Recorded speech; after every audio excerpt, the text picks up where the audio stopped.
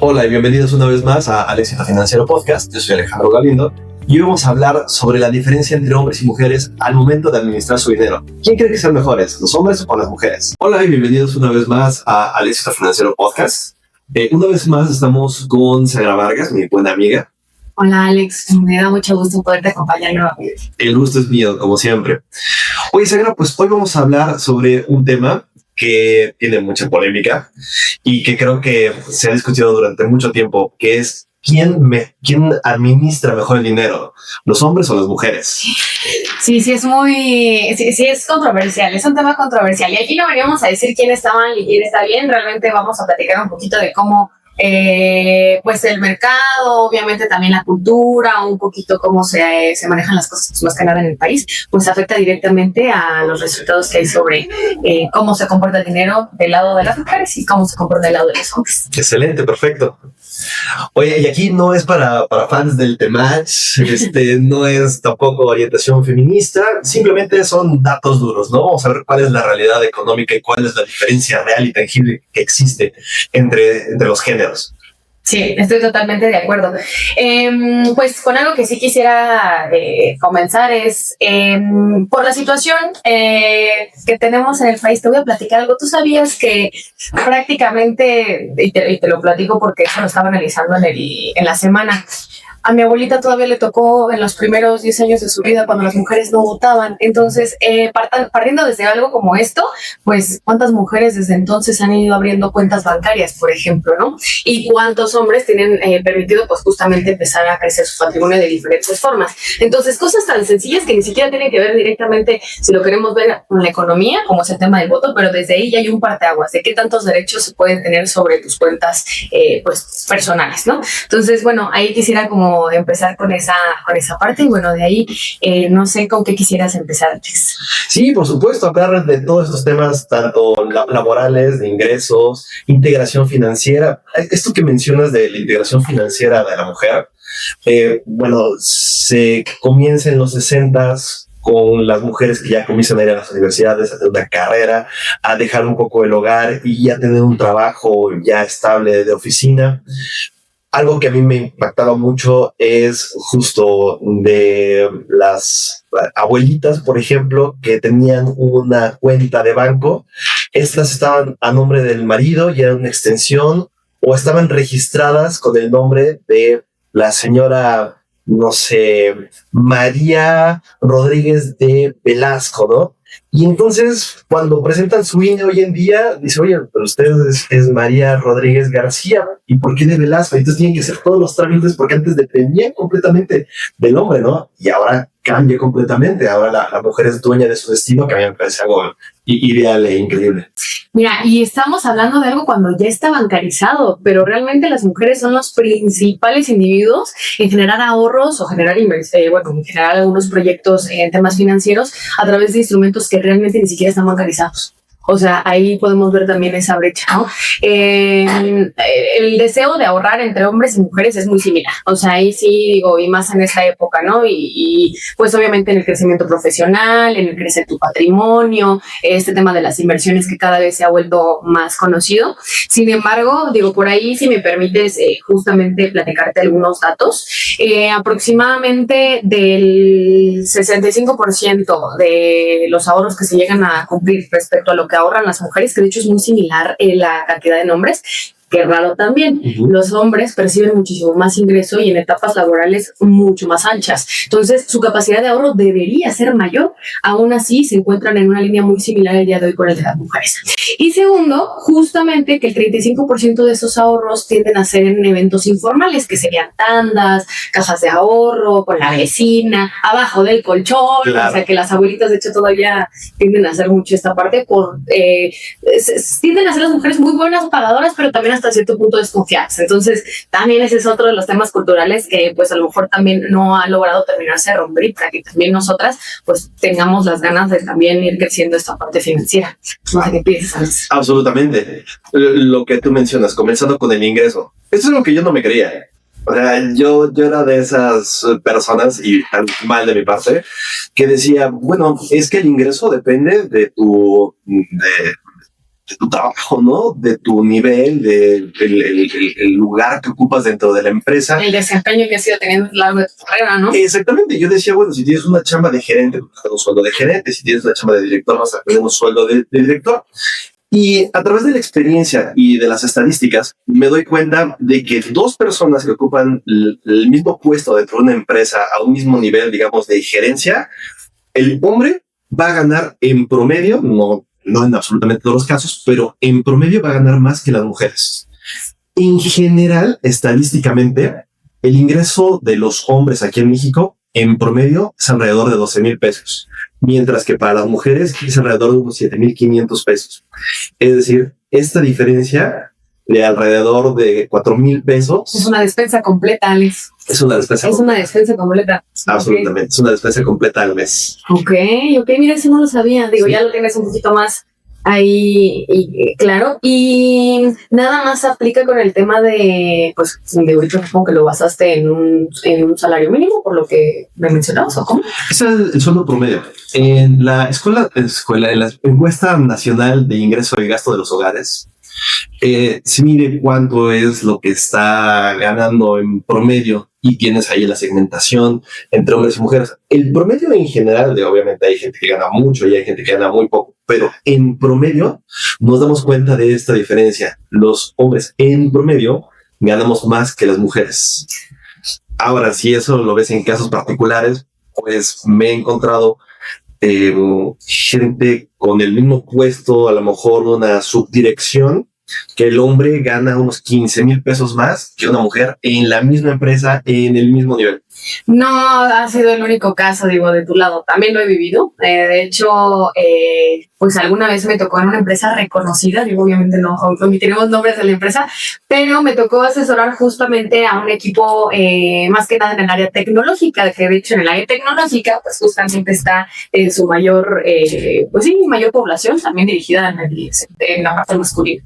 Y teniendo exactamente las mismas actividades, mismos proyectos, prácticamente todo en el equipo idéntico. 3 de ellos eran hombres, una era una chica y había una diferencia. No, Alex, no te hablo ni del doble, de más del doble, con el mismo puesto. Obviamente, digo, esto yo lo veo aquí en la parte de análisis cuando les hago sus estrategias financieras.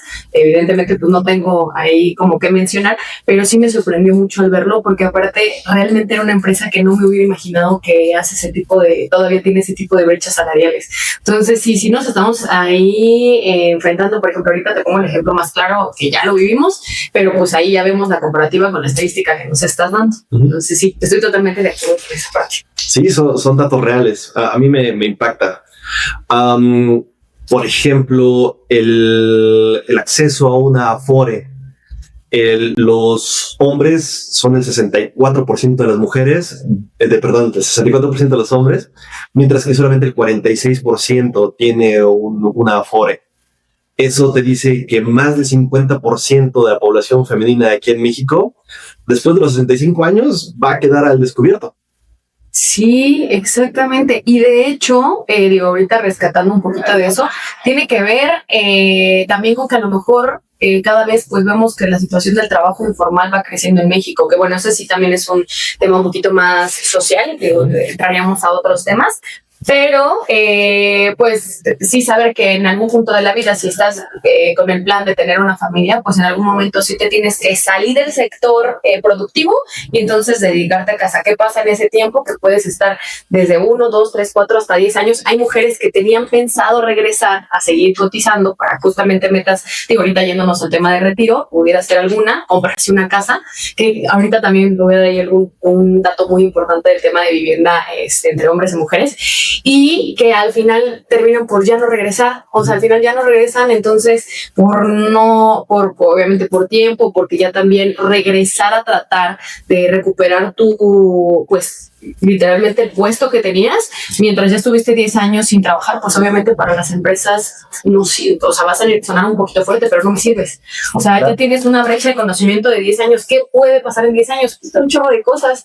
O sea, realmente ahí sí es muy importante también ser conscientes de que hay retos muy diferentes a los que se enfrentaría justamente en la etapa profesional una mujer. Y de hecho quiero también dar algo aquí importante y lo voy a estar leyendo. Las mujeres en México realizan el 73% del trabajo del hogar y de cuidados no remunerados, que es justamente el poder pues atender el hogar, ¿no? Pero justamente aquí hay un motor invisible de la economía, porque el valor económico que se establece sobre justamente los hogares es el 24% del Producto Interno Bruto.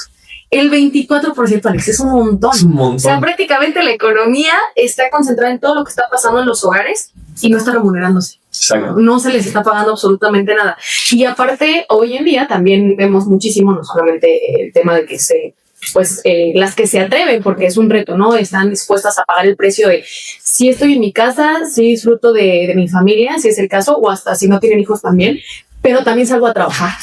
También tengo las responsabilidades que cualquier otra persona, vamos a poner en ejemplo con los hombres, tienen, pero sin la carga del hogar, ¿no? Y entonces ahí también es como de cuánto se tiene que estar pues, realmente cargando en la espalda para poder seguir creciendo y no hacerse obsoletas en el mercado financiero. Entonces, también eso está bastante interesante. Claro, es una carga extra, imagínate, pues súmale eso, el menor ingreso, el tener que encargarse del hogar, el tener que encargarse a veces de una familia y aún así salir adelante es un mérito muy importante de las mujeres. Sí, definitivamente sí es algo que no sé. Últimamente ha habido un hartazgo, no sé si estamos por ahí en el mismo canal, no lo sé si lo has notado, pero he recibido algunos comentarios muy de que, ay, es que se quejan y por qué se quejan y las mujeres, ya estamos hartos de que estén diciendo que es que realmente hay un problema ahí. Es una queja natural, real, absoluta. No estamos quejando, o sea, y ni siquiera es como tal una queja, digo, al final lo que se pretende es obviamente ser escuchadas, ¿no? Y sí, muy del lado, sí, digo yo, en este punto sí te puedo decir, fácil, yo he tenido una experiencia directa de personas que han preferido irse con hombres que están manejando portafolios de inversión en vez conmigo y me lo han dicho de, oye, la verdad sí quería avanzar contigo, pero es que me presentaron a alguien que es un señor que tiene 10 años más que tú y pues seguramente tiene muchísima más, es más viable que yo me pueda ir a llevar un portafolio con él. O sea, ¿y qué parámetros estás tomando? O sea, tu parámetro realmente va enfocado a la edad y al sexo. Exactamente. Espérate, ¿no? O sea, y de hecho hasta en el sector financiero, ¿cómo es que una mujer puede construir un portafolio de inversión a cómo lo hace un hombre? Mundos totalmente diferentes. Las mujeres y los hombres administran, justo que el tema principal, administran sus fondos de totalmente formas distintas. Por ahí me parece que tú tenías ahí algunos datos que me querías platicar sobre eso. Sí, un ejemplo muy interesante de esto que mencionas es el caso de Cathie Wood. Ella es la administradora de un portafolio que se llama ARK y su objetivo es invertir principalmente en empresas de carácter disruptivo, en sectores tecnológicos que tienen amplia margen de crecimiento, pero que además tienen los números para crecer y este portafolio ha sido terriblemente exitoso. Es el portafolio actualmente más exitoso en Wall Street, venciendo a muchos administrados por hombres, venciendo a inversionistas como el mismo Warren Buffett, donde te das cuenta de que pues no es el género, es realmente las decisiones que tomas basados en los números, ¿no? Sí, de hecho hay un porcentaje que si lo decimos fácil es aproximadamente del 1% anual sobre los portafolios de hombres, que si analizamos, digo, la cantidad de dinero que se maneja en Wall Street y los fondos que obviamente se están administrando allá, anualmente es una fortuna. El que una mujer administre un fondo y te genere el 1% anual extra a lo que un portafolio armado por hombre, no tiene que ver con que ella sepa más nada, porque ahí sí quiero dejar claro, tiene que ver un poquito más y hasta con la naturaleza de la misma mujer a ser un poquito más previsora, por ejemplo. Absolutamente. Tendemos a ser más previsoras, tendemos a ser administradoras y tendemos a ser también buenas pagadoras. Esa es otra de las cosas, somos muy constantes. El tema del ahorro se nos hace mucho más sencillo por cosas hasta biológicas, que ya seriamente no reitero otros temas, que justamente a la parte del hombre, que ustedes tienden a ser un poquito más dinámicos al momento de, por ejemplo, invertir, ¿no? Un poquito más arriesgados. ¿Qué pasa en esto? Que sí se le puede generar un buen rendimiento, por ejemplo, hablando de grandes números, ¿no? Que mayor rendimiento, mayor riesgo. Sin embargo, pues en un mercado tan volátil como el que nos encontramos, que cada vez los movimientos son más rápidos, pues también hay que ser pues precavidos, ¿no? Entonces, a lo mejor pudiera ver con algo de eso. Yo digo que puede ser que tenga que ver con la previsión que hay dentro de los portafolios. En general, los hombres somos más dados a tomar riesgos, pero a veces no los calculamos de la mejor manera. Tenemos este gran inversionista que se llama Bill Ackman, que se ha metido en inversiones de alto riesgo. Muchas de ellas han terminado por ser casi fraudes y han perdido muchísimo dinero. Mientras que este portafolio que te decía de Cathie Wood ha sido inversiones muy sólidas que han tenido mayor crecimiento a lo largo del tiempo. Tendemos a ser menos racionales, pero justamente eso nos lleva a los hombres a buscar proyectos más arriesgados en busca de mayores rendimientos. Esto lo veo también en temas de emprendimiento. Esto es algo que quizás es polémico, pero yo he ido a ferias de emprendimiento de hombres y enfocadas a mujeres. Bueno, las de hombres son como en general, pero en ferias de emprendimiento normalmente ves más hombres, como el 70% son hombres. Y también he ido a ferias de emprendimiento que son enfocadas 100% a mujeres, o sea, es nada más emprendimientos lanzados por mujeres.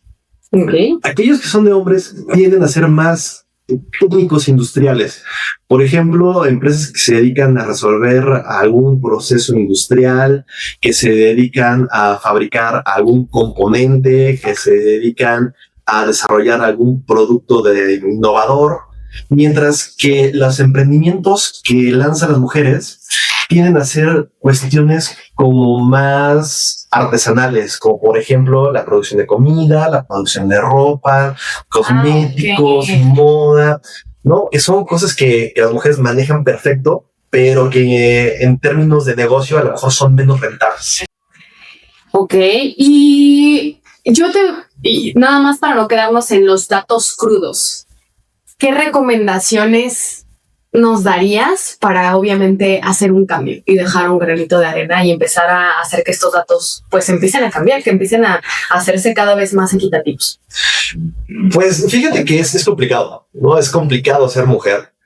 En un mundo de hombres, tú lo sabes mejor que nadie, es complicado competir como ahorita lo vemos en los partidos del Mundial, donde a lo mejor el árbitro no está de tu lado, donde la estructura está en tu contra, pero es buscar competir, el profesionalizarse cada vez más, el abrirse espacios, no perder los espacios que ya tiene la mujer. Y creo que del lado de los hombres de nuestra cancha queda el informarnos, el no ser tan cerrados a toda esta información, al no decir es que les falta esto o aquello, sino decir, oye, pues lo tienen y vamos a impulsarlo. Y trabajar en conjunto, no sé si como pareja o como familia o como amigos, pero sí el abrirnos a trabajar en conjunto y a desarrollar proyectos en conjunto que permitan que las mujeres sean competitivas no solamente en términos de empleo, sino también en términos de emprendimiento, que permitan no solamente tener mejores sueldos, sino pagar mejores sueldos aún. Ok, estoy de acuerdo. Y también si estás del lado de los hombres, creo que justamente esto no es queja, al contrario, es para tratar de hacer el cambio y pues apoyar también a los proyectos que nacen desde tus amigas, tu mamá, tu tía, tu abuelita, la amiga. Pues al final, como yo te admiro, Alex, así como yo admiro a Alex Galindo, pues espero la misma admiración también de otro lado. Sí, la tienes, yo te admiro completamente, Saga. Muchas gracias. Pues muchas gracias por el ratito que estuvimos aquí, Alex. Esperamos poder compartir muchos más datos sobre él. Al contrario, muchísimas gracias a ti. Este es tu espacio, como siempre. Y pues estamos pendientes al próximo podcast de Alexito Financiero.